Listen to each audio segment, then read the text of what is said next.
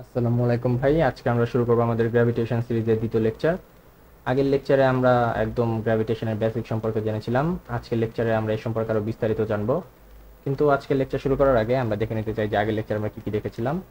তো প্রথমে যে জিনিসটা দেখেছিলাম সেটা হলো যে মহাবিশ্বের যে কোনো দুটো বস্তু যদি তাদের ভর থাকে তারা একে অপরকে সবসময় আকর্ষণ করে, এবং এই আকর্ষণ বলের মান হয় হলো জি ইন্টু দুটো বস্তুর ভরের গুণফল ডিভাইডেড বাই তাদের মধ্যবর্তী দূরত্ব স্কোয়ার। এখানে যেটা হলো সার্বজনীন মহাকর্ষীয় ধ্রুবক, যার মান হলো 6.67 into 10⁻⁻11 newton metre square per kg square. এটার মান সবসময় সমান থাকে। জি এর মান কখনোই চেঞ্জ হয় না, যে কোনো মাধ্যমে যে কোনো জায়গায় জি এর মান সবসময় 6.67 ইন্টু 10⁻11। এরপরে যে জিনিসটা দেখেছিলাম সেটা হলো যে দুটো বস্তুর জায়গায় যদি একাধিক বস্তু থাকে তাহলে আমরা কিভাবে মহাকর্ষীয় বল হিসাব করতে পারি। তো ধরি যে একটা বস্তু m1 আর একটা বস্তু m2 এবং আর একটা বস্তু আছে m3। তো এখানে যেটা হবে যে m1 বস্তুটিকে m2 বস্তুটি নিজের দিকে কি আকর্ষণ করবে। ধরি এই আকর্ষণ বলের মান হলো F2। আবার m3 বস্তুটিও কিন্তু m1 বস্তুটিকে নিজের দিকে আকর্ষণ করবে। ধরি এই আকর্ষণ বলের মান হলো F3। তো এর ফলে দেখা যাবে যে এমন বস্তুটি দুটো বলের যে লব্ধি আছে সেই বরাবর একটা বল অনুভব করবে। ঠিক আছে, তো এমন বস্তুটা F2 এর মানে F2 বল বরাবরও যাবে না, F3 বল বরাবরও যাবে না, সেটা যাবে হলো F2 এবং F3 বলের লব্ধি বরাবর। তো এটা দেখেছিলাম আমরা। এবং এখানে m2 m3 এর পরে যদি আরো কোনো ভর থাকে তো সেটারও আমরা লব্ধি নিয়ে নিব, কোনো সমস্যা নাই। আর 3 নম্বর যে জিনিসটা দেখেছিলাম সেটা হলো যে বিন্দু বস্তুর জায়গায় যদি কমপ্লেক্স বডি বা বাস্তব কোনো বস্তু থাকে যেটা আসলে বিন্দু বস্তু না, সেই ক্ষেত্রে আমরা কিভাবে মহাকর্ষ বল হিসাব করতে পারি।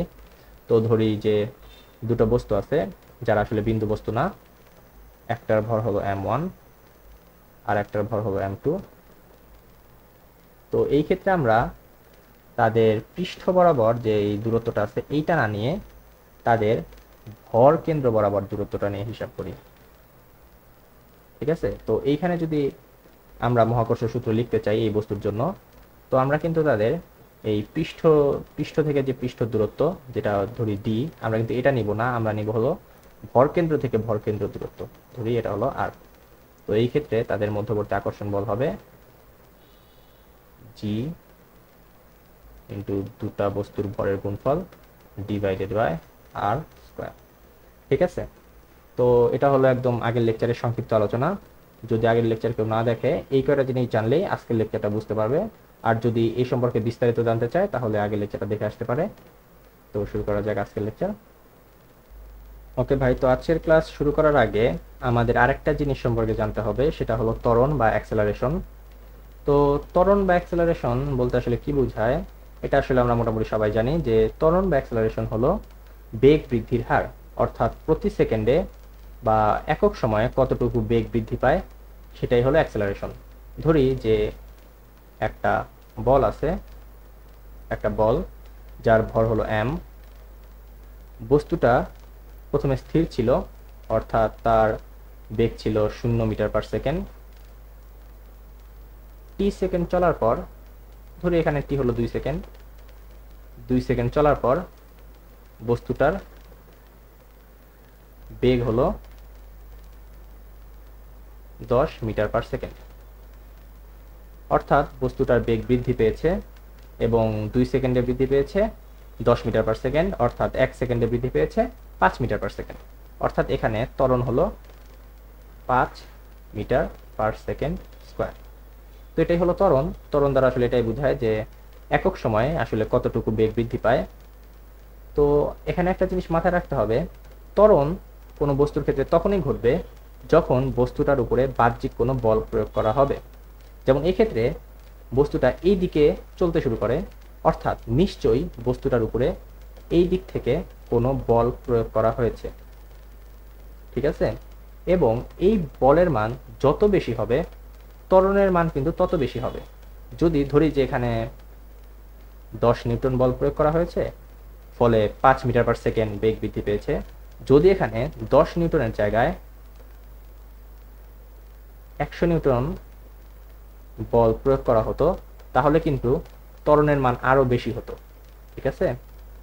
এবং এখানে আরেকটা জিনিস মাথায় রাখতে হবে, বল ছাড়াও এখানে কিন্তু বস্তুর ভরও কিন্তু ম্যাটার করে। বস্তুর ভর যত বেশি হয়, ত্বরণের মান কিন্তু তত কম।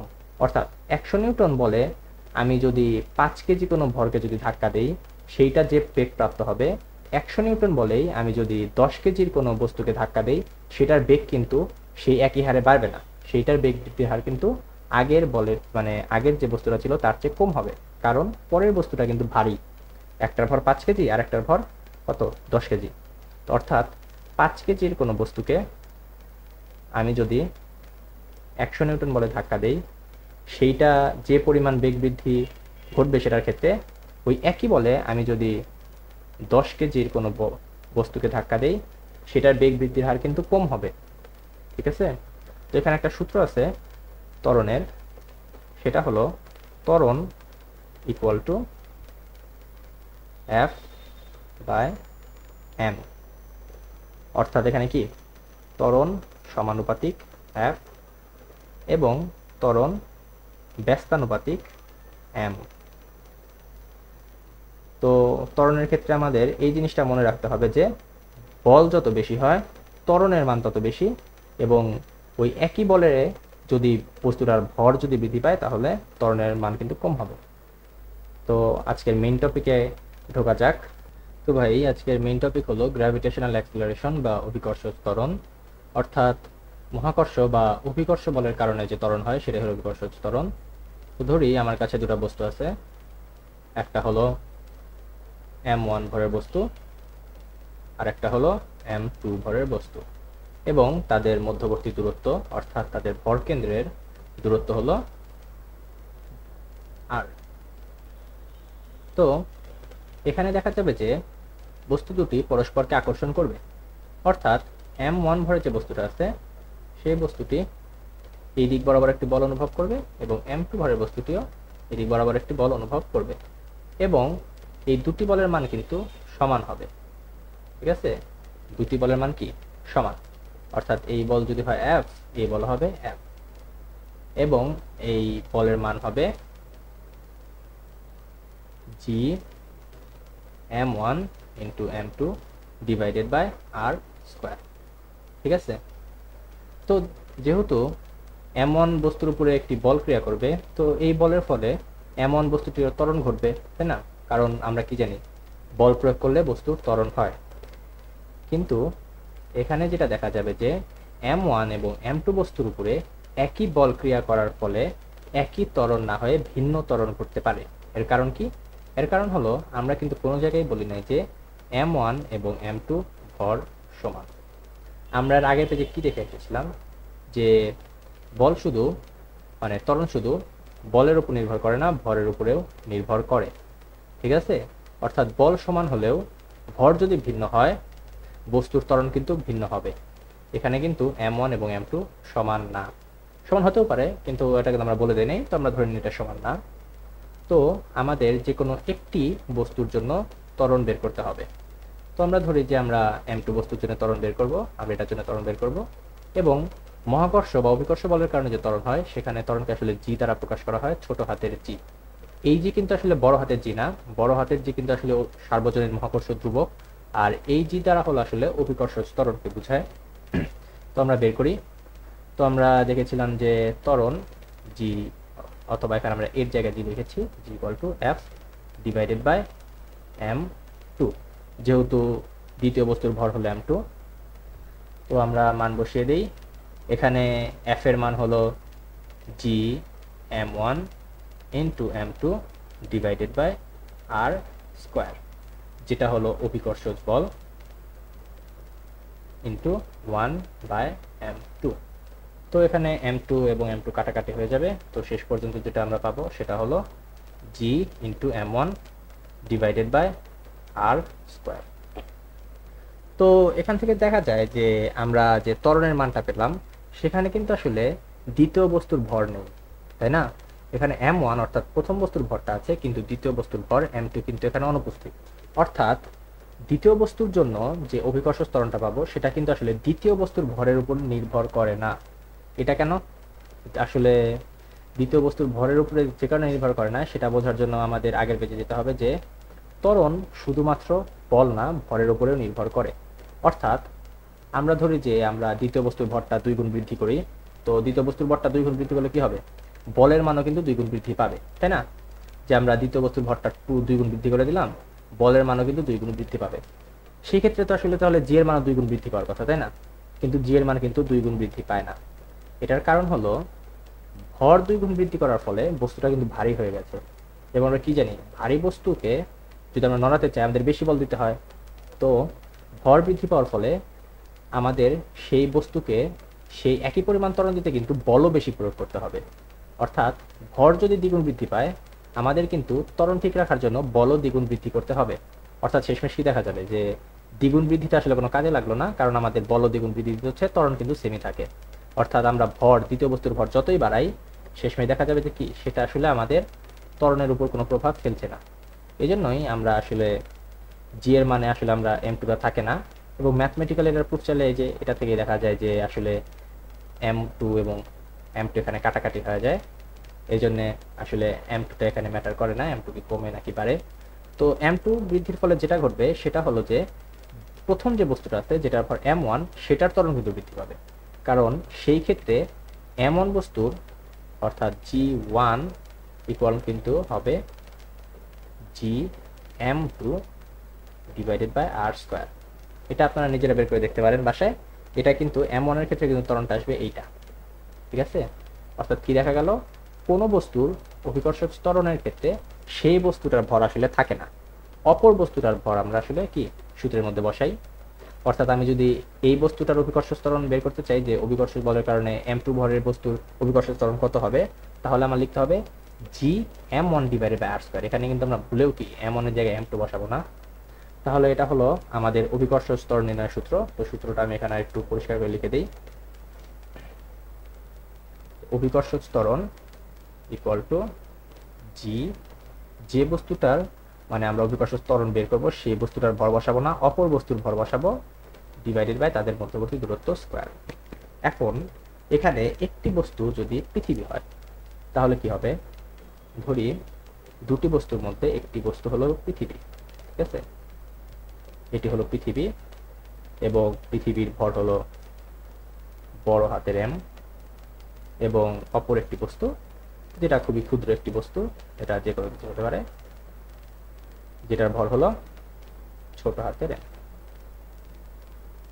এখন আমি যদি অপর বস্তু অর্থাৎ যেটার ভর ছোট m সেই বস্তুটার অভিকর্ষ ত্বরণ বের করতে চাই, সেক্ষেত্রে অভিকর্ষ ত্বরণটা কি হবে?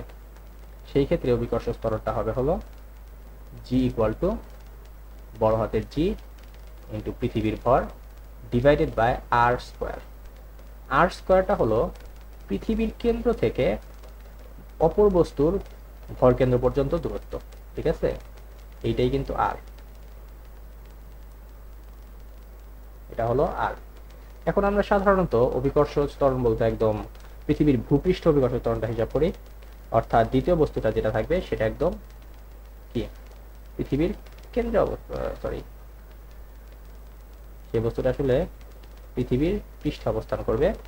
তো এই ক্ষেত্রে যেটা দেখা যাবে যে এখানে rটা হলো আসলে পৃথিবীর ব্যাসার্ধের সমান। যেহেতু পৃথিবীর ব্যাসার্ধ অনেক বড়, প্রায় হলো 6400 কিলোমিটার পৃথিবীর ব্যাসার্ধ, 6400 কিলোমিটার, এবং বস্তুর ব্যাসার্ধ সেই তুলনায় অনেক কম। তো আমরা rটাকে ইকুয়াল টু পৃথিবীর ব্যাসার্ধ ধরে নিতে পারি। তো আমরা সাধারণত পৃথিবীর ক্ষেত্রে অভিকর্ষ ত্বরণ হিসাবের ক্ষেত্রে আমরা যেটা লিখি সেটা হলো g ইকুয়াল টু gm অর্থাৎ পৃথিবীর ভর ডিভাইডেড বাই r স্কয়ার অর্থাৎ পৃথিবীর ব্যাসার্ধের বর্গ। এটা হলো পৃথিবীর ক্ষেত্রে অভিকর্ষ ত্বরণ। তাহলে আমরা এই পৃথিবীর ক্ষেত্রে যে অভিকর্ষ ত্বরণটা পেলাম এখানে মান বসিয়ে দেই। তো যেটা পাবো সেটা হলো যে 6.67 ইন্টু 10⁻⁻11 যেটা হলো জি এর মান, ইন্টু পৃথিবীর ভর হলো প্রায় 6 ইন্টু সরি 10⁻24 কিলোগ্রাম, এবং পৃথিবীর কেন্দ্র থেকে ভূপৃষ্ঠের যে দূরত্ব সেটা ধরা হয় হলো 4 × 10⁶ মিটার। ঠিক আছে, তো এটা হিসাব করে আমি ক্যালকুলেটরের মান বসে হিসাব করছি এটার মান কত আসে। তো এটার মান আসে হলো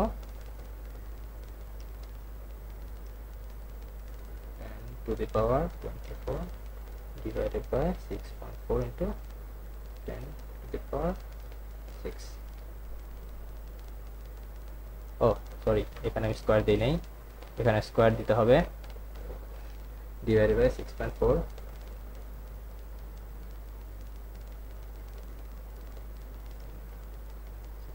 into 10⁶। ওকে, তো এটার মান আসে হলো প্রায় 9.77 লিটার পার সেকেন্ড স্কোয়ার। তো আমরা দেখতে পেলাম যে ভূপৃষ্ঠে কোনো বস্তুর ত্বরণ হবে কি 9.77 মিটার পার সেকেন্ড স্কোয়ার। এটাকে আমরা সাধারণত 9.8 মিটার পার সেকেন্ড স্কোয়ার ধরে নেই। ঠিক আছে, এবং এটা দেখা যাচ্ছে যে এখানে যেহেতু অভিকর্ষ ত্বরণের ক্ষেত্রে বস্তুর ভর, এটার ভর যদি m হয়, এটা যেহেতু ম্যাটার করে না, তো যে কোনো ভরের বস্তুই ভূপৃষ্ঠে এই পরিমাণ ত্বরণ অনুভব করবে। ঠিক আছে, আচ্ছা আচ্ছা, তাহলে এখন আমরা দেখি আসলে বাস্তবে পৃথিবীর যে অভিকর্ষ ত্বরণ সেটা আসলে কিভাবে হিসাব করি। আমরা একটু আগে যখন অভিকর্ষ ত্বরণটা হিসাব করলাম, এখানে কিন্তু আমরা পৃথিবীটাকে একটা সুষম গোলক ধরে নিয়েছি, তাই না? যে পৃথিবীর সব জায়গায় কি পৃথিবীর ব্যাসার্ধ সেম, অর্থাৎ এই বরাবর যদি ব্যাসার্ধ আর হয়, এই বরাবর ব্যাসার্ধ হবে আর। কিন্তু বাস্তবে কিন্তু পৃথিবী সুষম গোলক না। পৃথিবীর শেপটা কিন্তু আসলে বাস্তবে অনেকটা এইরকম, অর্থাৎ পৃথিবীটা উত্তর এবং দক্ষিণ মেরু বরাবর একটু চাপটা, তাই না? অর্থাৎ এই বরাবর পৃথিবীর ব্যাসার্ধ, কিন্তু এই বরাবর পৃথিবীর ব্যাসার্ধ থেকে একটু কম। অর্থাৎ এই বরাবর পৃথিবীর ব্যাসার্ধ যদি হয় আর, এবং এই বরাবর যদি পৃথিবীর ব্যাসার্ধ হয় আর প্রাইম, তাহলে আর প্রাইম কিন্তু আর এর থেকে বড় হবে। ঠিক আছে, তো পৃথিবীর ব্যাসার্ধ কিন্তু সব জায়গায় সমান না, এবং এটা সাধারণত বেশি হয় প্রায় 22 কিলোমিটারের মতো বেশি, প্রায় 22 কিলোমিটার বেশি হয়। অর্থাৎ আমরা কি দেখতে পাচ্ছি যে এই বরাবর এবং এই বরাবর পৃথিবীর ব্যাসার্ধ কিন্তু সমান না। অর্থাৎ আমি যদি এইখানে একটা বস্তু রাখি আর এইখানে একটা বস্তু রাখি, দুটো বস্তুর দূরত্ব কিন্তু পৃথিবীর কেন্দ্র থেকে ভিন্ন রকম, এবং এর ফলে এই বস্তুটি যে অভিকর্ষ ত্বরণ অনুভব করবে, এই বস্তুটি কিন্তু সেই অভিকর্ষ ত্বরণ হবে না সেই বস্তুর ক্ষেত্রে, বরং তার চেয়ে কিছুটা বেশি হবে। এর কারণ কি? এর কারণ আমরা জানি যে অভিকর্ষ ত্বরণ ইকুয়াল টু gm, অর্থাৎ পৃথিবীর ভর, ডিভাইডেড বাই r স্কোয়ার। অর্থাৎ r এর মান যদি বেশি হয় তাহলে কি ত্বরণের মান কম হবে, আর r এর মান কম হলে ত্বরণের মান বেশি হবে। যেহেতু এই r এর মান কম r প্রাইমের চেয়ে, সেই ক্ষেত্রে এইখানে যে বস্তু থাকবে তার ত্বরণের মানও কি বেশি হবে। এই জন্যই দক্ষিণ মেরুতে এবং উত্তর মেরুতে অভিকর্ষ ত্বরণের মান কিন্তু এই বিষুবীয় অঞ্চলের থেকে বেশি হয়। ঠিক আছে, তো এইটা জি এর মানের তারতম্য নীতির কারণ। জি এর মান অন্য একটি কারণে পরিবর্তন হতে পারে, সেটি হলো যে আমরা যদি বস্তুটিকে পৃথিবীর পৃষ্ঠ থেকে সরিয়ে নিয়ে যাই, অর্থাৎ ধরলাম যে এতক্ষণ তো পৃথিবীটা বস্তুটা পৃথিবীর পৃষ্ঠের উপরে ছিল, আমরা বস্তুটাকে এইচ উচ্চতায় নিয়ে গেলাম, অর্থাৎ বস্তুটা কিন্তু এখন আর পৃথিবী পৃষ্ঠে নাই। তো এখন এই বস্তুটা কি পরিমাণ ত্বরণ ঘটবে এই বস্তুর ক্ষেত্রে, ধরি আমরা এই বস্তুটাকে এইচ পরিমাণ উচ্চতায় নিয়ে যাই, তো এখন এই বস্তুটার কেন্দ্র থেকে, পৃথিবীর কেন্দ্র থেকে এই বস্তুটার দূরত্ব কিন্তু আর মিটার নাই, বরং এই বস্তুটার দূরত্ব কিন্তু পৃথিবীর কেন্দ্র থেকে বেড়ে আর প্লাস এইচ হয়ে গেছে, তাই না? কারণ আমরা বস্তুটাকে এইচ মিটার উপরে নিয়ে গেছি।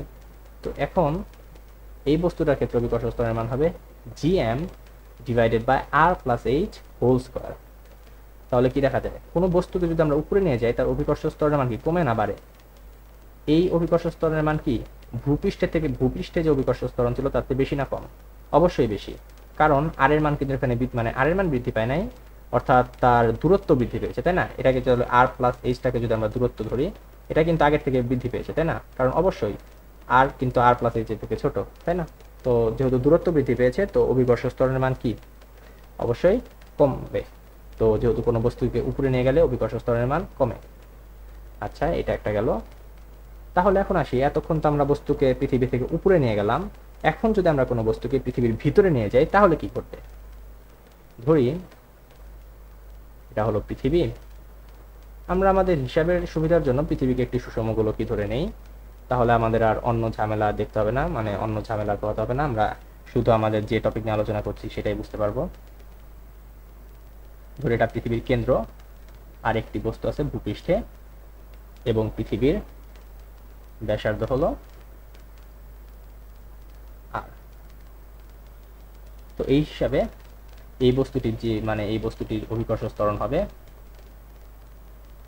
জি M divided by R square, তাই না?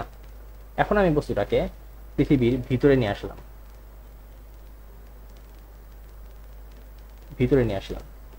এবং পৃথিবীর তাহলে কেন্দ্র থেকে এই বস্তুটার দূরত্ব কত হলো? এখন ধরি দূরত্ব হলো আর প্রাইম।